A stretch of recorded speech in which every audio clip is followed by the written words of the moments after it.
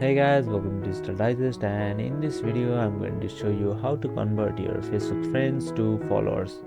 So let's get started. So the first step is to go to your Facebook application, and here you can see most of the people go to their profile settings.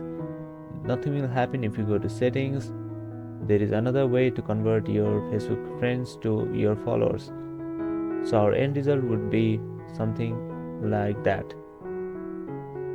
So to do that, here you go to your profile, and over here hold the screen, and you can see there are various options over here. So what you want to do is hold your profile, and here you can see the option for turn on professional mode. So all you have to do is turn this mode on, and your Facebook friends will be converted to your followers. So let's check that.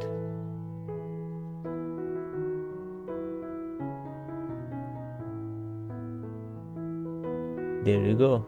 Now you can see our friend list were converted to our followers. So that is how you can convert your friends to your follower. Thank you for watching this video, and I will see you on the next one. Also, don't forget to subscribe to our channel for more videos like this one.